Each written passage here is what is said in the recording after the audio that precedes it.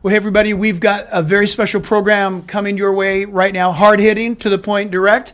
I have Josiah O'Neill with us today, running for Congress, 49th District, and you need to sit up and take a listen to what he has to say for a lot of reasons. But one of them is he's a U.S. Army combat veteran, medic, if I remember right. He has served in the diplomatic security high threat services to our key officials. I know that he provided security for a friend of mine by the name of Secretary Mike Pompeo. He's now active law enforcement, protecting us in Southern California. He's a brother. He has got an awesome voice and a mean worship leader. And he needs your vote and your love as he's running for office, because when I look at this guy, I not only see somebody who's running for office that should be in office, but I see somebody who I can trust my life with, and I have, and I do. So, Josiah, thanks for being here.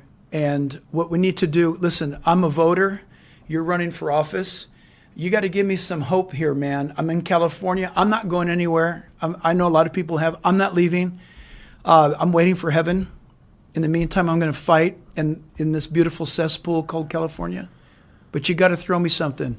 Why should somebody vote? Why should somebody get in the fight? Why are you in the fight? Absolutely. Well, thanks for having me, first of all. You bet. So I guess the ray of hope would be that we know how to fix the problems. We know exactly what we need to do. The question is, will people exercise their civic right and go and vote? Before we get into any of the deeper issues, let's just clarify that we could solve a lot of the problems we have by people showing up to vote. We still have now, to date, astronomical numbers of people who do not vote.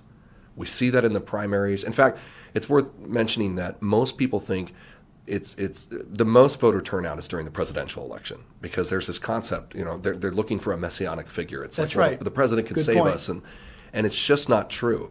And the left knows that. They know the value of the grassroots movement of your school boards and your county supervisors and your judges and your district attorneys. In fact, they've put a lot of money and effort into taking those positions. And just recently in my campaign, looking at that voter data was shocking for me. I can speak directly to, I'm running in California's 49th district, where there's almost 800,000 people.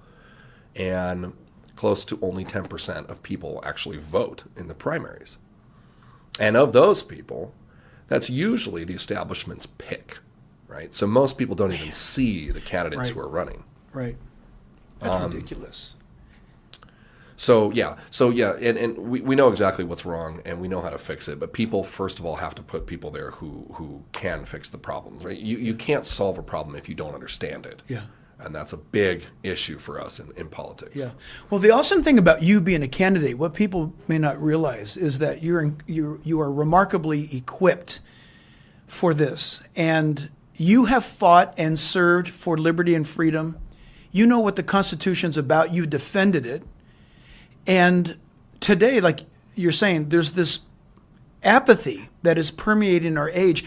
You mentioned 800,000 plus voters in the 49th, but isn't the truth that if the Christians cared enough about their culture, their schools, where they live, in the 49th, that if the Christians went out and voted, you'd win hands down. You're a brother. You love the Word of God. You love the Bible. You love America. You're the entire package. And people who say, well, you know what, there's nobody that fits my biblical worldview, or you know what, it's all this way or that way. There are Christians who either hide behind that or create their own padded room of excuses to just be lazy that day. And what I love about who you are is that you are challenging the person that is bearing their talent. I believe God in this republic has given us the responsibility to vote.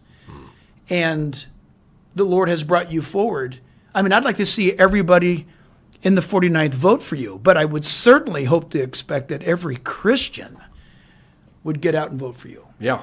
And I think it's worth noting why your stance on politics is so valuable for such a time as this. In fact, earlier we were talking about Jim Garlow, Pastor Jim Garlow, who wrote a book, Awesome. Well-Versed. I actually have it right here. Great man. Biblical answers to today's tough issues. And I noticed just in the very beginning that he's talking about some polling that he did through a different study, and Pew Research also confirmed that recently Christians want to be more involved in politics. That's right. And it was surprising to see that the reason they weren't was not because lack of desire or because they didn't care. It was that they didn't know what to say.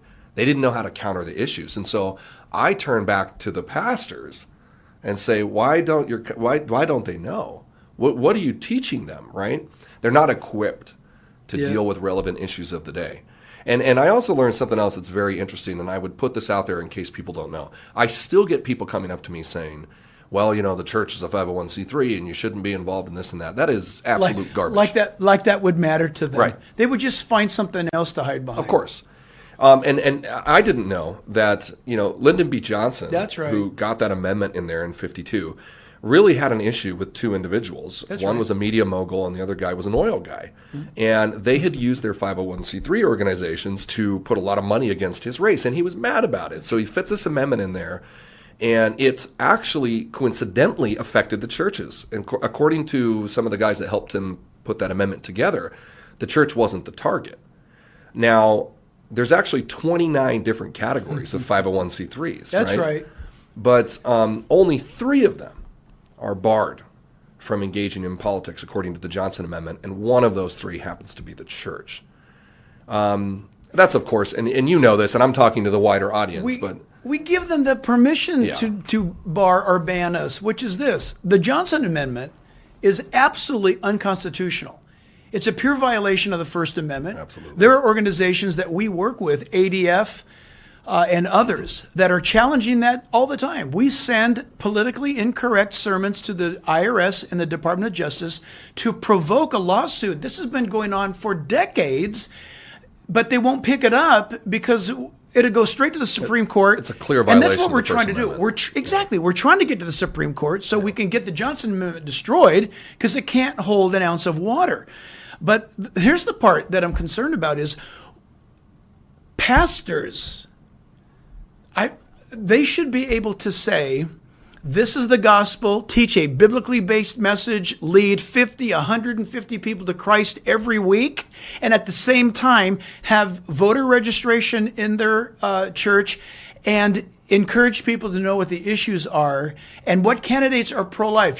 People think it's against the law. You can't do that. You can inform your congregation of what candidates are pro-border strength, pro-life, pro-constitution, pro-Second Amendment, pro-First Amendment. You can do that. You can do that legally and a lot of other things. And I'm hoping that pastors are waking up. I got to tell you, Associated Press called today and they wanted an interview and we went through it. And that's the first thing she brought up is, Pastor, rumor has it that you don't obey the Johnson Amendment. And I said, absolutely not. We're trying to take it to the Supreme Court. Yeah, exactly. that's awesome. And she was a Hindu. And after the interview, she said, that's amazing. That's fantastic. Thanks for doing that. And for people who maybe listening and don't understand, the First Amendment explicitly says the government will not tell the pulpits what to do.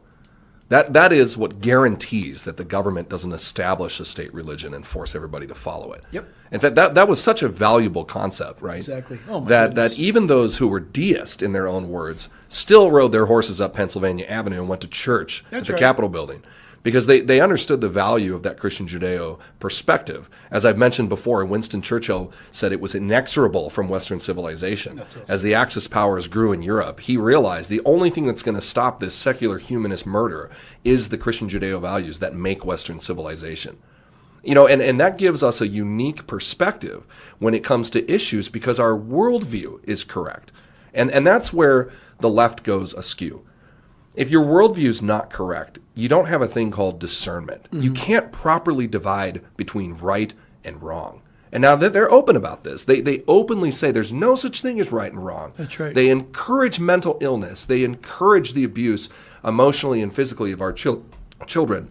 And so nothing that results from a skewed worldview is trustworthy. This is why, good intentions aside, They don't solve problems. Look at California. That's right. Perfect example. These the laws that we pass, soft on crime laws, the lack of security on the border. These are common sense issues. It's it doesn't take a genius to look at some of these situations and say that doesn't make any sense, right? Now, the left's perspective and their ideology is skewed from the get-go. The worldview is wrong, right? When you abandon the concept of accountability because we're created, and you go to the socialist Marxist perspective of the greater good and the state should be the deity, et cetera, then you almost have to have chaos. Now, here's what's ironic. That's right. We were talking about this earlier, right? Isn't it ironic that the same individuals causing the problems then get to present themselves as the solution? Listen, that's an ancient tactic. Absolutely it is. Absolutely. In fact, it's Antonio Gramsci. It's Marxist at their finest. Even before that, it was, and it is, a tactic of advancing Islam. It's actually an Islamic doctrine that you go into a community or region that you are wanting to take over, and that you create a problem, and then you go to the present or existing authorities and offer them the solution, and that's how you get in. And you get in, by the way, in quick order. And so that is a tactic, and they're doing it. What's amazing to me is we need to do this. We need to do that. We need to pay $7 a gallon for gas for the greater good. And you correctly said that the leftist progressive, they can't make a difference between good and evil, but their verbiage is you all need to suffer for the better good, the good of it all, which their definition is the good of it all is for the exaltation of our team. Not your team, our team. Not us, it's we here, not you there. And California is such a quintessential example of what's wrong and how to govern wrongly that we just saw the other day on Breitbart, headline news. It was Kamala Harris and Gavin Newsom holding up their hands together, and Gavin Newsom's quote was, "I have no doubt that Kamala Harris will be the next president of the United States." Yeah. What does that mean? Read between the lines. Kamala Harris will be the next president of the United States, and Gavin Newsom's the vice president. Those are two people from California, from the Bay Area. What more of a warning do you need to have that we're heading in the wrong direction? But we can change that if people vote. They got to register to vote, and they got to get out and vote. But listen, so everything's wrong in California. Tell somebody why they should still practice voting.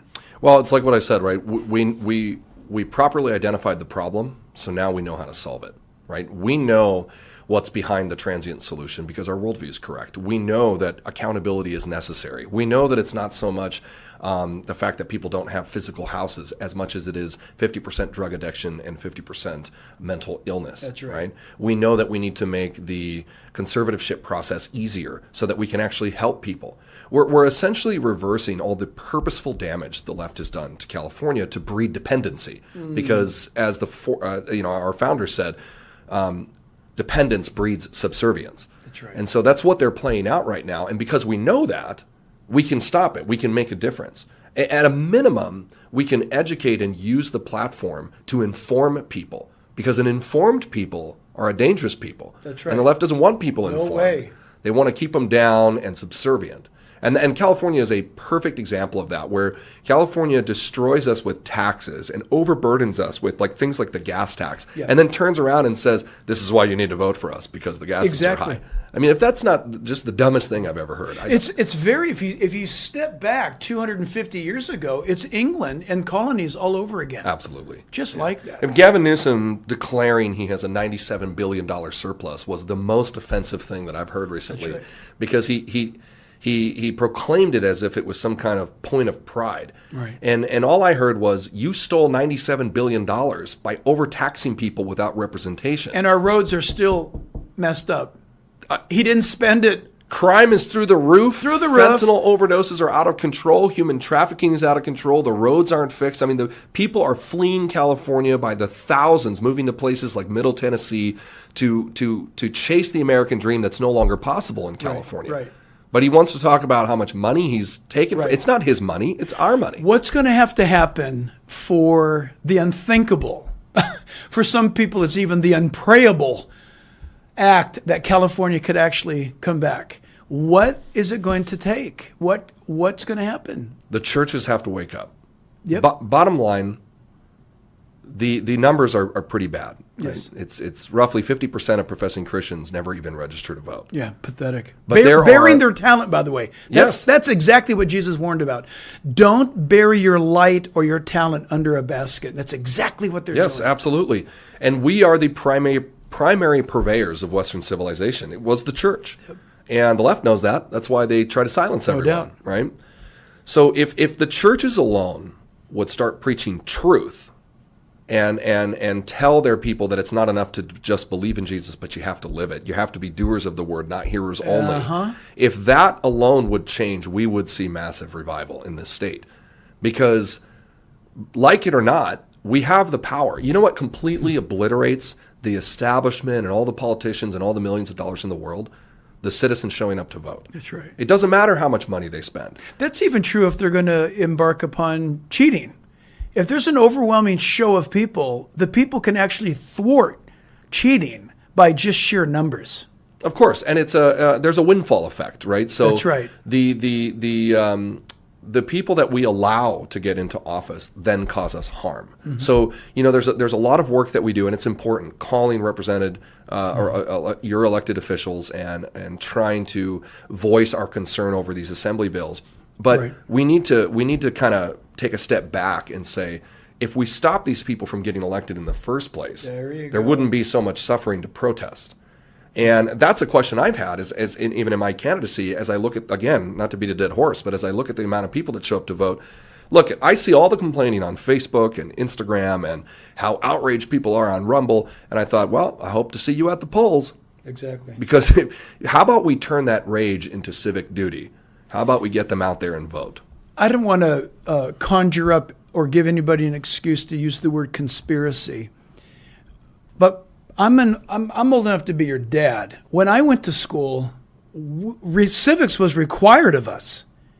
We had to learn it, and it was ingrained within the Orange County, California school system that we would someday vote. We're going to vote someday. And I remember, and I haven't missed a vote since. When I was 18, I voted for the first time. I've been voting ever since. Wow. It was expected. It was the world we grew up in. And isn't it interesting? I think there's a correlation to the fact that today, you stop a kid today and ask them about civics, they don't even know what the word means. They know all about Marilyn Monroe's bikini size, but they cannot tell you the three branches of the federal government. They cannot tell you how a bill gets to the floor. They don't even know who their governor is, let alone the president. It's something that almost makes you think, has this been a long plot, a long game? Because how could we wake up to be so dumb? And yet, absolutely. And yet we are. But to answer your question about those who would get up and vote and get engaged and get going, granted, I'm playing my string on my guitar from my end. I believe the answer to the challenge is not only people getting out to vote and not only the church. I believe it's the pastor being biblical. And when I say biblical, every person I read about, every prophet, every situation in the book of Acts, everything that they're telling me is something that is relevant, happening to them in the moment. And they'll address emperors, they're addressing governors, they're addressing leaders from Pontius Pilate to right. Nero. Yep. And the scriptures don't run away from what we call politics. The scriptures answers yes, they do. What I would like to put as the spin of politics. I have a belief that God has given us the institution of marriage, of the church, and government. Yeah, but what about politics? Politics is what man does to government. How does that happen? We allow them to politicize government. Right. And what we're talking about is us taking back our God-given mandate to be stewards of this constitutional form of government. That's a really good point, because what the left would often want you to believe is a political issue is not. That's it's right. a moral issue. That's right. And so they've taken what used to be within the purview of the church all throughout society and turned it into politics. when really laws like Prop 47, which we Sure. beat to death all the time, Right. you know, not holding criminals accountable for stealing, those are moral issues. That's right. And the church should stand up for what's right, not for being dismissed by politicians who have convinced them to be ineffectual. And it's a great point about the branches of government, because yes, we do have the judicial, the executive, and the legislative, but we also have an often less talked about and powerful component, which is the voting process. And even though we wouldn't consider it a branch, it is certainly a method Well- by which the citizens hold people accountable. Because look, all of these laws that we complain about, they come from people who were elected. So these elected officials make really big decisions, like when we go to war and how much money they take out of your pocket and Absolutely. how we respond to national emergencies. And that power is in the voter's hand. I love that. So I love that. The three branches really answer to the trunk, absolutely. which is we the people. Yep. That's well said. Good job. Because in a you know, it's often heard, you know, and you hear this all the time. People say we're the government for the people, by the people. But what that actually means is what makes us different than an oligarchy or the kings and queens of England. What makes us different is that here we are the government. That's right. We govern ourselves. So we let people go to D.C. to oversee some That's things. right. And if they mess up, we hold them accountable. Supposed to fire them. And they're done. That's right. So this is clearly a deeper, and there's a spiritual side to that, where the enemy came in and convinced the church to be completely ineffectual in their society, and where now you have the church looking to the social sciences for answers instead of the Word of God. Exactly. The pastor should be the clarion watchman that's informing his church regarding biblical application to the issues that the people are dealing with every day. Yeah, absolutely. I mean, seriously. I mean, even this taxes, the tax deal. I mean, we don't usually talk about it. We just pay them. But now here in California, it's getting so obscene that it's actually, like our good friend Bob McEwen tells us, that there's only two people who can rob you: a guy with a gun or the government. And in California, the guy that has a gun, he doesn't even have the wherewithal to rob you anymore. He can't afford the gas to get to you to rob you.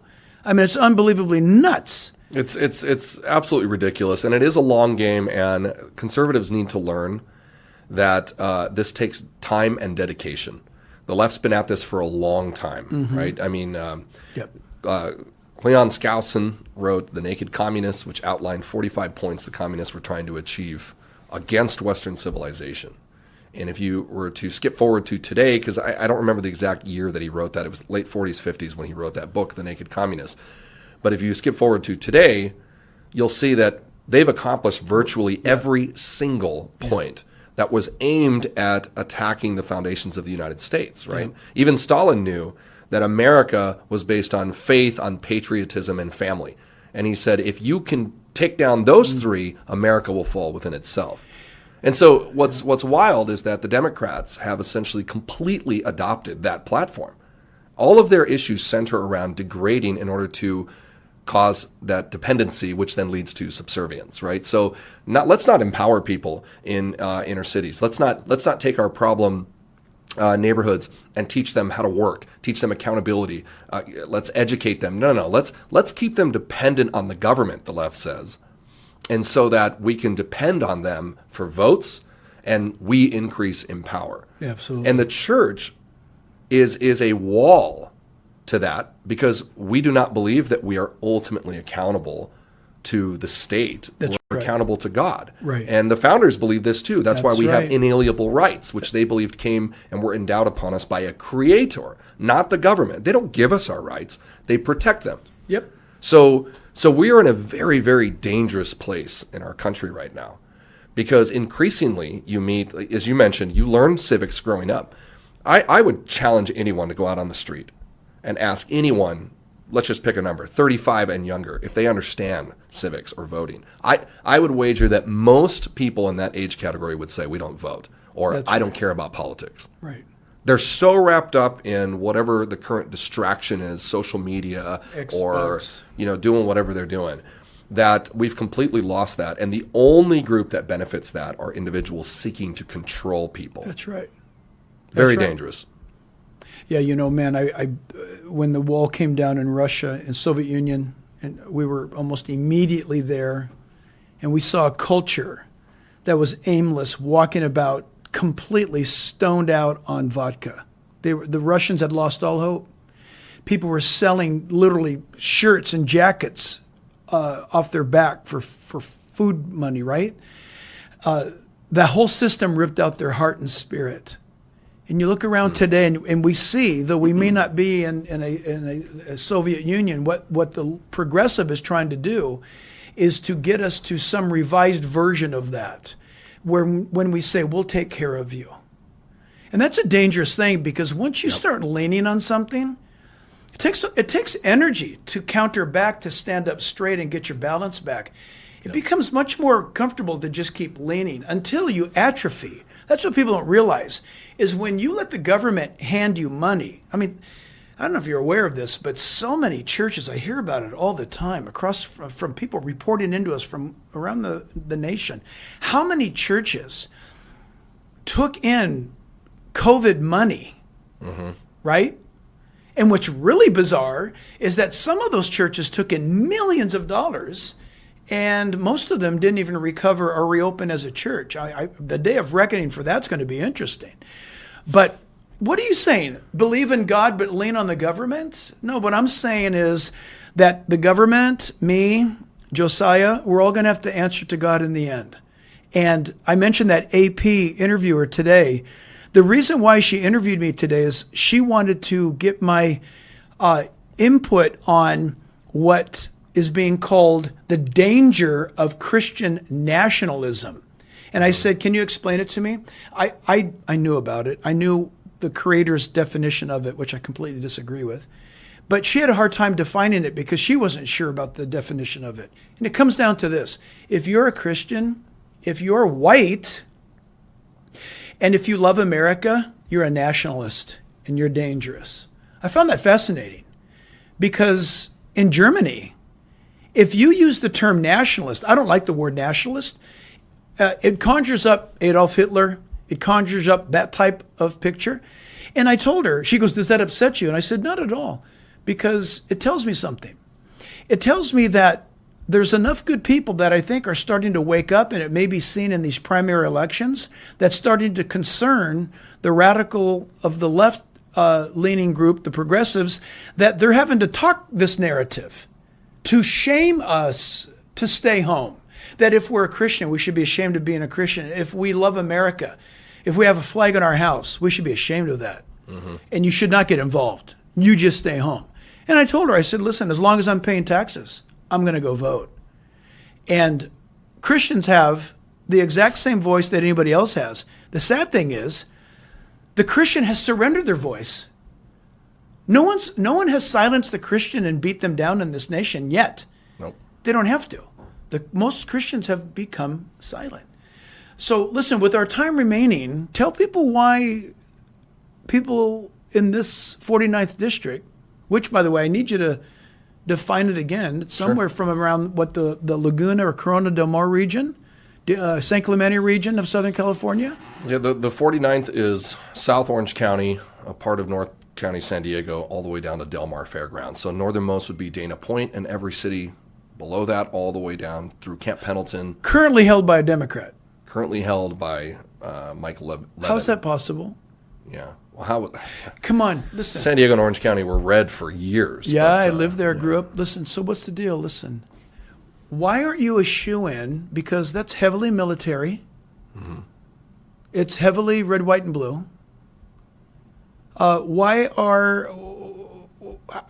did what's his name? Levin? Yeah. How did he get into office in the first place? Well, I think there's two parts to that. One we've already addressed significantly. That's the lack of people voting. The other part is that the establishment on the Republican side, I believe, refuses to engage in the culture war. I'm glad you just said that. And every aspect of the culture war. That's our morals, our families, even issues like the Second Amendment, which they're timid in addressing. Terrible. And that's such a failure because the left, while convincing everyone else to be quiet, and if you disagree with them, you're somehow a hateful bigot, they have waged the culture war 100% for All years. out. And so, just as we noted in studies that Jim Garlow highlights, there's a lack of equipping. There's a lack of knowledge. People don't know how to give an answer, and so they're attacked by the world with a message, and Christians don't know how to give an appropriate biblical response because they're not in the Word and they're not being taught by their pastors how to appropriately give an answer. How about we are Bereans? That's right. And we study to show ourselves approved, and we look through everything carefully. That whole concept in church is gone for the most part. And we're paying the price for it culturally because the left, unlike that, you got to give it to them. They're fully dedicated to their ideology. Well, it's their God. It's their God. It's their religion. It's their religion. Absolutely.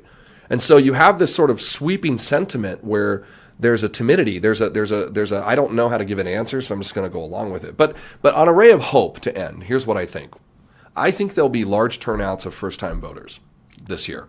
I think that people were very upset with the tyrannicalness of COVID here in California in the last 2 years. I think that now the generation I just mentioned that previously has not been engaged, if you have young kids in school, you all of a sudden started paying attention. We were mad about decisions. All of a sudden now politics matters, right? Because it affects me personally.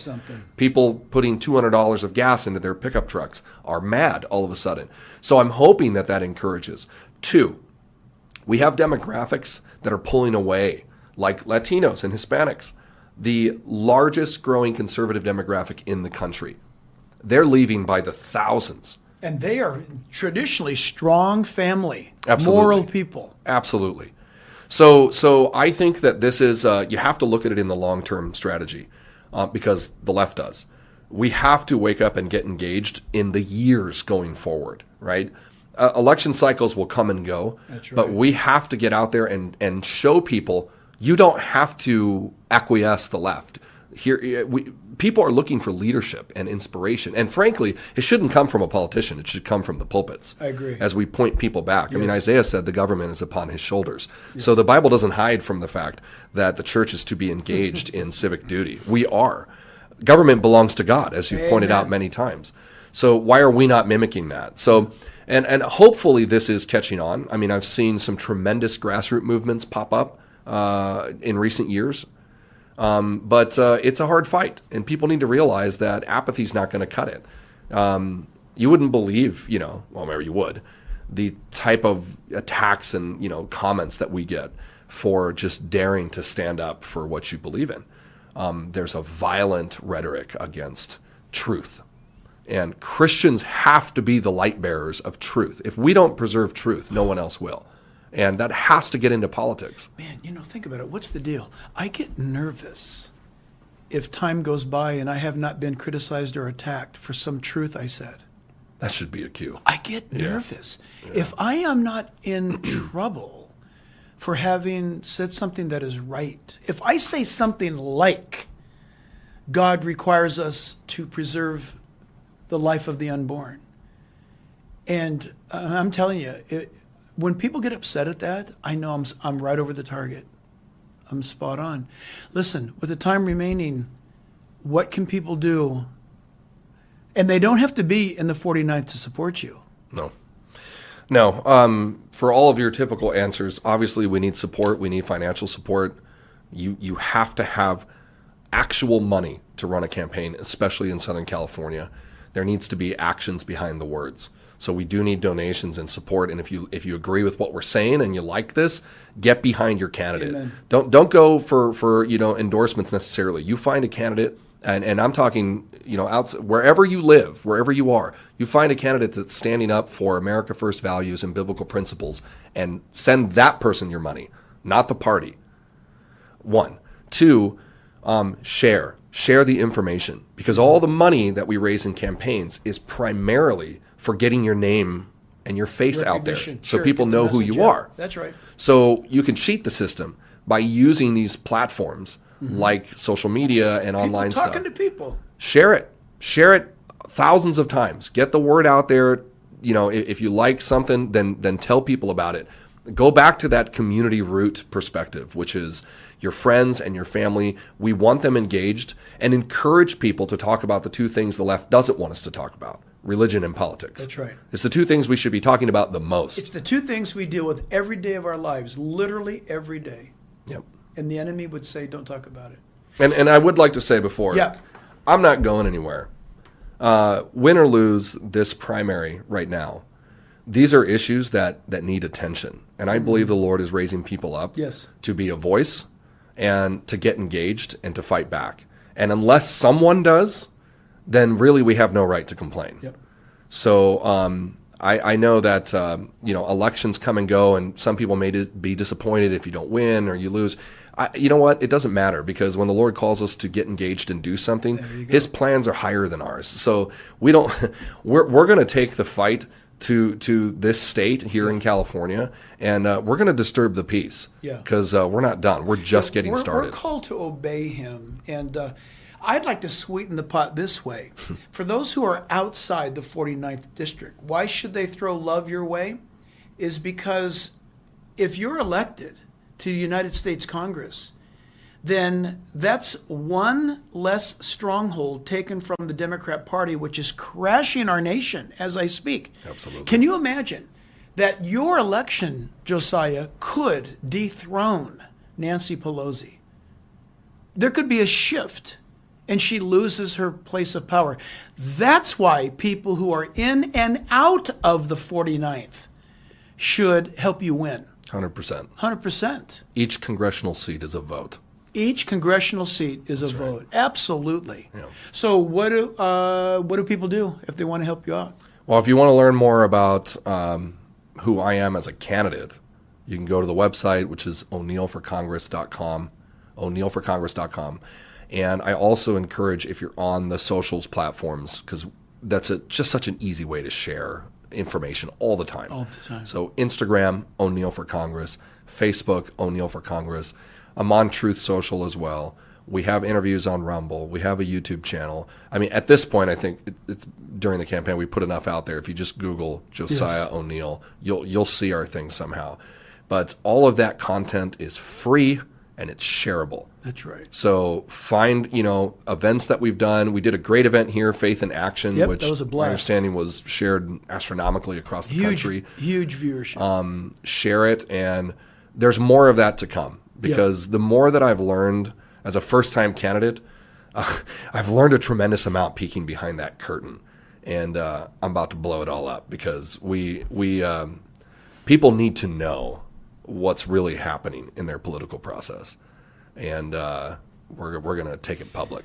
Man, and I love you for it. And it is.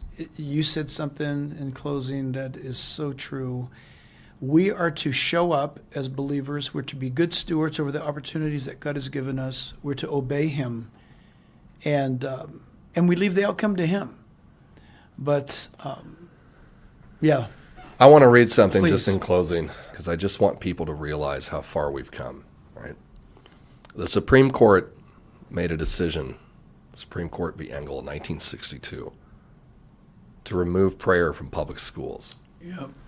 But I want people to hear what the New York School Board's prayer was. This is what kids said every morning in class. It's short. New York. In New York. Public schools. This was the prayer that was so offensive they had to rip it out and away from our children. This is what it said. Almighty God, we acknowledge our dependence upon Thee, and we beg Thy blessing upon us, our parents, our teachers, and our country. Yep. Imagine if that's the messaging in public schools versus what we have now. The moral depravity, the insanity, the mental illness we encourage. Right. We are destroying our children. Since the eviction of God via the removal of that, the data is nothing but disastrous. There's Absolutely. No good that has come out of the removal of that. No good. It's all bad. And we've pointed out, you don't have to be a Christian to benefit from God's love. When a nation is blessed, the rain falls on everybody. You know, the founders knew this. This is why we established freedom of religion. They acknowledged, yes, you should be able to do as you please. But there's a big difference between tolerance and condoning, tolerance and endorsement. It's impossible to separate the idea that our founders said, based on the Bible, the Christian Bible, that's right. we will build this nation. They said it. They said it so many times. Adam said that if the Bible were to be picked up by any nation on earth and apply it, it would become a great nation. And they were so secure in their Christianity and the few deists that were there. They were so secure in their belief that, number one, all of them, all 56, agreed to assemble for prayer. All of them gathered at Benjamin Franklin's initial request, mind you. And the fact that they acknowledged God, they made the First Amendment, and the second for a big reason. They considered those two amendments in accordance with natural law. Absolutely. That man will speak his mind. You can't make a law to shut him up. And the Second Amendment is man will always protect himself when pushed. That's right. And that's a fact. They recognized that, and here's what's brilliant, is that they established what is referred to as a secular nation, meaning that we are not a Baptist nation. We're not a Catholic nation. Our founding fathers were so secure in their relationship with God that they created a government and rights that even if you were an atheist, you had the exact same rights as the Congregationalist or the Anabaptist. That's right. Or the Presbyterian. It's genius. It never happened before in the history of man. And people want to beat up our founding fathers and or say that they were not believers. The greatness of this nation was they were so secure in their faith that they invented a great nation knowing not everybody's going to be a believer. We're right. cool with that. But we want to make sure that every believer and non-believer has the exact same rights. That came from heaven. Think about that thinking. Is absolutely spectacular. Absolutely. That's why there was a tree in the Garden of Eden, right? Yeah. He put choice there in the very beginning. Choice. It's absolutely correct, and I hope and think that more and more people are waking up to the fact, just that point alone.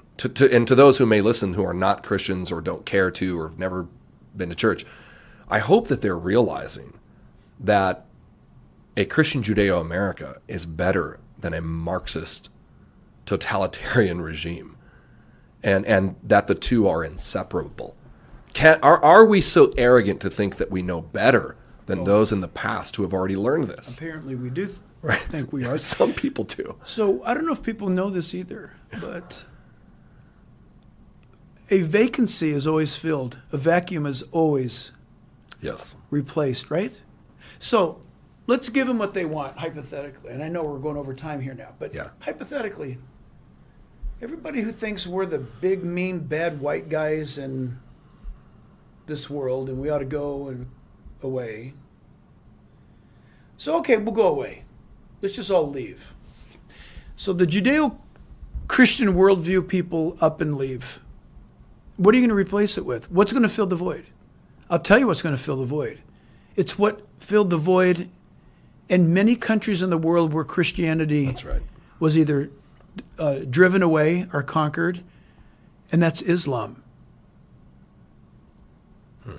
Think about it. Islam is right now replacing Christianity in Europe. The great churches and cathedrals of yesteryear's Christianity in Europe, many of them are mosques now. And there is no Judeo-Christian jurisprudence in Islam. There is no Judeo-Christian freedom and rights in Islam like they are present in Christianity. So be careful. The very thing that you curse and hate, it's probably because you don't understand it. But we're not even asking you to be a believer. Like you said, it's choice. Yep, absolutely. But the world knows. It's funny. People outside, look, you grew up in a foreign country. You knew growing up that America was the best hope on the planet. And we're close to losing all that. I hope that that's not the case. Look, I'm old and I'm going to see Jesus soon, but I got grandkids, man. Yeah. And I'm fighting for what's right because I've got grandkids. Oh, that's a good point, because what I think the final straw, though there were many things that led me to run for Congress, the final straw was looking at my children. Absolutely. And what's happening in the world and saying this is where we draw the line. And I do want to mention something real close here. I know we're finishing. There was a man named Polycarp. Mm-hmm. And I think more Christians need to be acquainted with him, right? Here's a guy who historians, working out the chronology, estimate that he was probably in the church in Smyrna around the time when Revelation addresses that letter to Smyrna, that Polycarp probably heard that message being read. Yeah. And where they said, many of you will be imprisoned or you'll be persecuted for your faith. I don't know if Polycarp thought about that at the time. But skip forward to 152 AD, and Christians are being forced to make sacrifices to Caesar, the Roman emperor, upon pain of death or imprisonment. That's right. Polycarp, according to church history, is now the bishop of the church of Smyrna. He's the pastor, the overseer, and he refuses. That's right. And he goes into hiding. That's how much he believed in what we're talking about. Right. He goes into hiding, but the Romans find him. They bring him out. He's 86 years old. I love this. And they bring him before the tribunal. Fox's Book of Martyrs has this. Yes. And if you haven't read Fox's, at least have a copy in your house. They bring him before the tribunal, That's right. and they beg him to consider his age and let it go. Renounce, revile Come on, Christ. Come on, old man. Just denounce. Just let it go. Let it go. And they threaten him with animals. Right. And he said, I bid them come. Bring the animals then. And the emperor was so mad that they said, we're going to burn you to death, right? And Polycarp said, you don't need to tie me up because I'm going to stand right there. I'm not running. And, of course, if you don't know the end of the story, Polycarp was killed. Yep. He's martyred. Actually, the flames, because the wind was blowing, are blowing the flames away from him, and it was taking him more time to die. Right. And a Roman soldier actually stepped forward and ran him through with his sword. Yep. Now, I'm listening to that. I listened to a teaching the other day where they're talking about Polycarp. And I'm comparing that to a church who closed their doors because some guy named Newsom told them they couldn't worship anymore. Right. And what a shame I felt for the condition of the church, where we have a free society still, as of now, and the ability to stand up and fight back and stand for truth. And we have guys like Polycarp who literally went to their death and were burned alive in refusal to deny Christ. Right. Come on, California. Right. Because the pulpits have allowed us to become, not Absolutely. Smyrna, the pulpits have allowed us to become Laodicean. Yeah. We are Laodicean. Josiah O'Neill, California's 49th district. You got to win. We love you. You're what's right for California. You're what's right for this nation. And I want to thank you for your years, nearly 20 years now, 20 years of service to our liberties and freedoms here in this country. I consider it an honor to know you. I love you. You already know all this. So God bless you. Thanks for having me. Appreciate it. Absolutely.